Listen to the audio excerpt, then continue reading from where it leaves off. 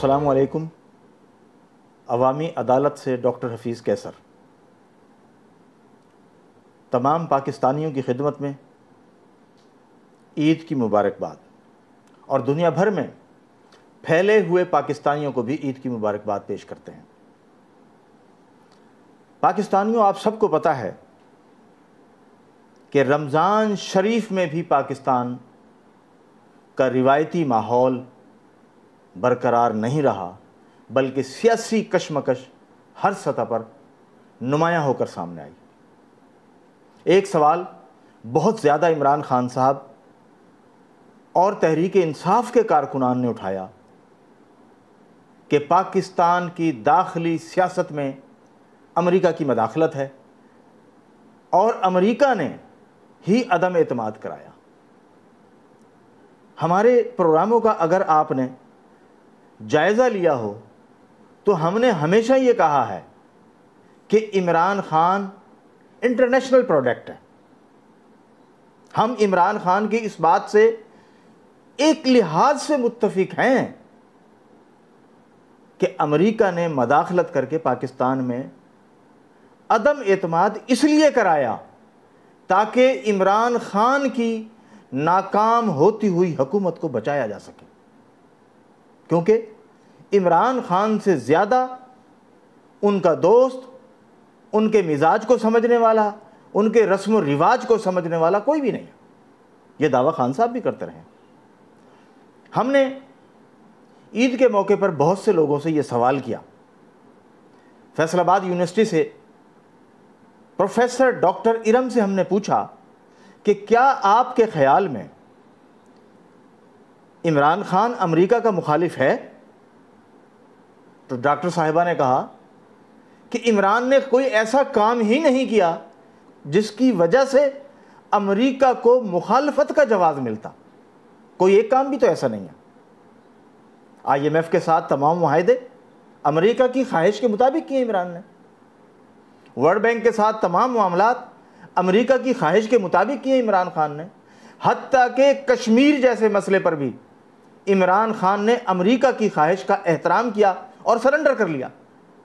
پھر امریکہ کو کیا ضرورت پڑی کہ وہ عمران خان کا مخالف ہو؟ ہم نے کہا تو اس کا مطلب یہ ہوا کہ جب امریکہ نے یہ دیکھا کہ اس کا پسندیدہ شخص جو پاکستان میں وزیر اعظم بن کر آیا ہے اس کی حکومت ناکام ہو رہی ہے، بے روزگاری، مہنگائی اور بیڈ گورننس پاکستان میں انقلاب کا سبب بن سکتی ہیں، لہٰذا امریکہ نے بہت دور بیٹھ کر ایک پلان تیار کر لیا. اور وہ پلان کیا تھا کہ پاکستان کے مہروں کو ہلایا جائے اور ہلانے کے بعد تحریک عدم اعتماد پیش کروا دی جائے. جب عدم اعتماد کی تحریک پیش ہو جائے گی تو عمران حکومت کے گراوٹ کا عمل رک جائے گا، اور اس کی بجائے وہ آہستہ آہستہ دوبارہ سے بلندی کی طرف چل پڑے گا. ہمارا تجزیہ تو یہ بھی ہے کہ عمران خان کی خواہش تھی کہ آخری وقت میں جب ڈیڈ لاک آ گیا تھا وہ چاہتے تھے کہ پاکستان میں مارشل لا لگ جائے، کیونکہ وہ مارشل لا کی صورت میں زیادہ طاقت سے باہر آتے اور فوجی لیڈرشپ کے خلاف ایک مسلسل کمپین لانچ کر دیتے. لیکن پاکستان کی فوجی لیڈرشپ اور عدلیہ نے نہایت دانشمندی بندی کا مظاہرہ کرتے ہوئے آئینی راستہ اختیار کر لیا.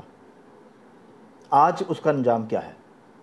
پاکستان کا پولیٹیکل کلچر داؤ پہ لگا ہوا ہے، پاکستان کا سماجی کلچر داؤ پہ لگا ہوا ہے. اس وقت پاکستان کی کوئی اہم شخصیت محفوظ نہیں ہے ان نوجوان کارکنوں کے ہاتھوں جو دن رات الٹی سیدھی خبریں ریلیز کر رہے ہیں، الٹی سیدھی تجزیے پیش کر رہے ہیں، بغیر کسی تحقیق کے الزامات کی بوچھاڑ کر رہے ہیں. نقصان کیا ہوگا؟ کبھی آپ نے سوچا؟ اور اس کا فائدہ کس کو ہوگا؟ نقصان یہ ہوگا کہ پاکستانی قوم بنانے کی جو کوشش ہم جیسے لوگوں نے کی ہوئی ہے وہ ناکامی سے دوچار ہوگی. لیکن ہمارا ایمان ہے اور ہم نے ہر مرتبہ یہی بات کی ہے کہ پاکستان میں سچائی غالب آئے گی.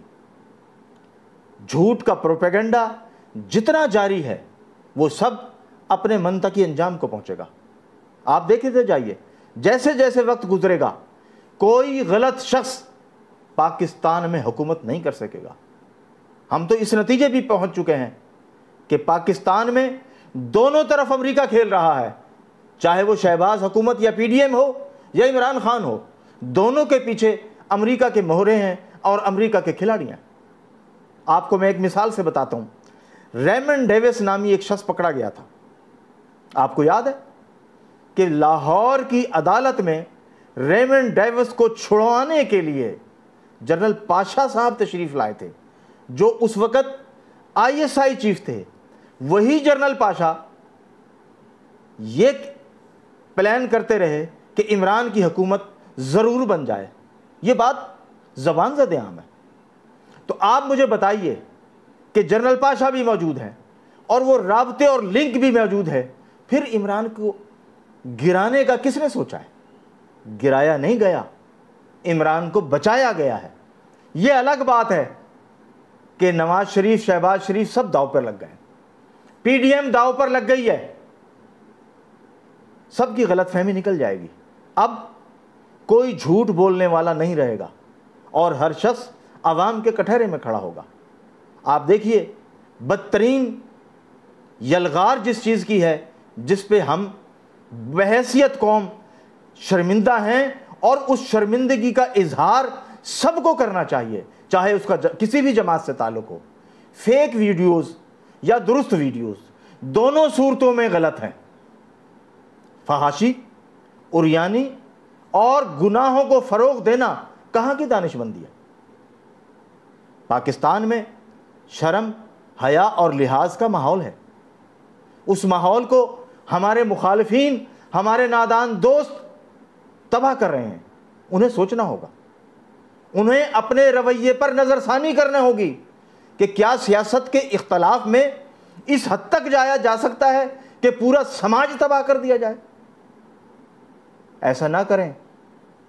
آج آپ جوان ہیں، کل آپ کا بیج بویا ہوا آپ کے سامنے ہوگا اور وہ فصل آپ نے کاٹنی ہے۔ آج جو نواز شریف، شہباز شریف زرداری کے خلاف نعرے لگ رہے ہیں، اس کی بنیادی وجہ کیا ہے؟ انہوں نے ماضی میں جو کچھ بطور حکمران بویا تھا، آج اس کی فصل پک کر رہی ہے اور کٹنے پر تیار ہے۔ جو لوگ پی ٹی آئی میں چھپے بیٹھے ہیں اور ماضی میں اور حال میں لوٹ مار کرتے رہے ہیں، وہ بھی نہیں بچ سکیں گے، کیونکہ فیصلہ کن مارکا آ رہا ہے۔ لیکن ہمیں سب سے پہلے اجتماعی طور پر یہ فیصلہ کرنا ہے کہ جو لوگ یہ فیک ویڈیوز یا درست ویڈیوز بھی جاری کر رہے ہیں، ان کو روکا جائے۔ شہباز شریف صاحب، آپ سخت ایکشن لیں اس بات پر کہ کہاں سے یہ ویڈیوز ریلیز ہو رہی ہیں۔ ایف آئی او کو متحرک کریں اور ایف آئی او کو کہیں کہ سائبر کرائم ایکٹ کے تحت زیادہ سے زیادہ لوگوں کو پکڑ لے جو فیک ویڈیوز ڈال رہے ہیں یا جو کردار کشی کی ویڈیو ڈال رہے ہیں۔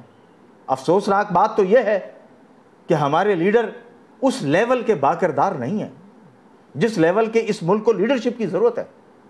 کہیں نہ کہیں کسی کا کوئی نہ کوئی سکینڈل موجود ہے، شعور کا مرحلہ بلندی طے کر رہا ہے، لہٰذا نعرے بھی لگ رہے ہیں، ویڈیوز بھی آ رہی ہیں۔ لیکن وقت یہ ہے کہ آپ اپنے اپنے کردار پر نظر ثانی کریں۔ زرپرست زرداری صاحب کو سوچنا ہوگا۔ شہباز صاحب جن کے بارے میں کہتے تھے کہ میں ان کا پیٹ پھاڑ کر مال نکالوں گا، اگر آج انہوں نے نہیں سوچا تو آپ یاد رکھیے جو نعرے آپ کو ایئرپورٹ پر یا بڑے شہروں میں دکھائی دے رہے ہیں وہ پاکستان کے شہر شہر گاؤں گاؤں میں لگیں گے۔ اس کی وجہ صرف یہ ہے کہ آپ تمام لوگ بار بار حکومتوں میں آئے لیکن عوام کی معاشی خوشحالی کے لیے آپ نے کوئی کام نہیں کیا۔ آپ نے اپنی ذات کے لیے، اپنے دوستوں کے لیے، اپنے رشتہ داروں کے لیے بے بہا دولت کمانے کے راستے کھول دیے۔ اگر نہیں کھولو تو 20 کروڑ عوام کے لیے کوئی راستہ نہیں کھولا۔ آج 20 کروڑ عوام تل ملا رہے ہیں اور یہ ان کا ری ایکشن ہے۔ آپ یہ سمجھتے ہوں گے کہ یہ شاید سارے کے سارے تحریک انصاف کے ساتھ ہیں، یا عمران خان کی محبت میں مبتلا ہیں. ہم سمجھتے ہیں کہ ایسا نہیں ہے. میں ایسے ہزاروں لوگوں کو جانتا ہوں جو ماضی میں پی ٹی آئی میں تھے, آج نہیں ہے. وہ اس لیے کہ عمران خان کی جھوٹے وعدے, جھوٹی تقریریں سن سن کر وہ تھک گئے اور مایوس ہو کے ایک سائڈ پر ہو گئے. اب کل ہی میاں والی کی تقریر ہم نے بھی دیکھی ہے. آپ یقین جانیں, عمران خان صاحب خود دیکھ لیں, شاہ محمود قریشی صاحب خود دیکھ لیں, ان کی ٹیم کے جو لوگ بہت سمجھدار ہونے کے دعوے دار ہیں وہ دیکھیں کہ عمران خان جب یہ کہہ رہے تھے پاکستان کا مطلب کیا, لا الہ الا اللہ, ان کا چہرہ, ان کے الفاظ, ان کی باڈی میں یکسانیت نہیں تھی. وہ عشق نہیں تھا جو پاکستان کی ضرورت ہے. دونوں چیزوں میں گیپ تھا. اور گیپ کس لیے آیا؟ ہم بہت پہلے کسے کہتے آ رہے ہیں کہ عمران خان پاکستان کی نظریاتی اساس کو تبدیل کرنا چاہتا ہے اور وہ اس پہ کام کر رہا تھا. آج جب وہ حکومت سے باہر ہے تو اسے پاکستان کا مطلب کیا, لا الہ الا اللہ کہنا پڑ گیا. خان صاحب ایسے نہیں چلتا. آپ کو نعروں سے نکل کر حقیقت کی دنیا میں کچھ کرنا پڑے گا. اگر آپ نہیں کر سکیں گے تو پھر غبارے سے ہوا کچھ عرصے کے بعد نکل جائے گی. یہ ٹھیک ہے کہ آپ کی جدوجہد کا اثر یہ ضرور ہوگا کہ پاکستان میں کرپٹ اشرافیہ کے گریبان میں ہاتھ ڈالنے والی ایک فورس تیار ہو جائے گی جو مسلسل یہ امر جاری رکھے گی, اور ہماری عوامی عدالت اور اس سے جڑے ہوئے بے شمار لوگ اس کو تقویت دیتے رہیں گے, کیونکہ ہمیں پاکستان کو مکمل آزادی کی طرف لے کر جانا ہے. وہ آزادی کا نعرہ آپ نہیں لگا رہے. آپ جس ایجنڈے پہ آج تک کام کرتے رہے ہیں وہ ایجنڈا وہ نہیں تھا جو تحریک انصاف کا ڈرافٹ کیا گیا تھا. یہ ایجنڈا وہ تھا جو باہر کے مشیر لے کر آئے تھے, جو آپ کی خواہش پر آپ کی ٹیم کا حصہ بنے اور آپ کی پالیسی بناتے رہے. وہ سب کے سب فرار ہو گئے. اب پاکستان اور آپ آمنے سامنے ہیں, پاکستان کی عوام اور آپ آمنے سامنے ہیں. آج پاکستان کی مارکیٹ میں, پاکستان کے شہروں میں سوشل میڈیا کی رسائی جن لوگوں کے پاس ہے وہ اشرافیہ کی غلاظتوں کا ڈھیر دیکھ رہے ہیں. ہر طرف غلاظتوں کے گٹر ابل رہے ہیں. شرم سے لوگ پانی پانی ہو رہے ہیں کہ یہ کیسی سیاست ہے, یہ کون سی سیاست ہے. معاشی مسئلے کا حل نہ عمران کے پاس تھا, معاشی مسئلے کا حل نہ شہباز کے پاس ہے, معاشی مسئلے کا حل نہ زرداری کے پاس ہے, نہ بلاول کے پاس ہے. تو پھر کیا ہے؟ صرف نعرے ہیں. لیکن اب نعرے نہیں چلیں گے. سب سن لیں, اب نعرے نہیں چلیں گے. اب نظام بد کی جو سڑاند ہے یہ ایک دفعہ مکمل طور پہ اس ملک میں پھیلے گی اور اس کے بعد آہستہ آہستہ یہ سمٹے گی. اور پھر یہ سمٹے گی تو پھر کیا ہوگا؟ ہم نے ایک پروگرام میں کہا تھا, فیض احمد فیض نے درست کہا ہے, سب تاج اچھالے جائیں گے, سب تخت گرائے جائیں گے.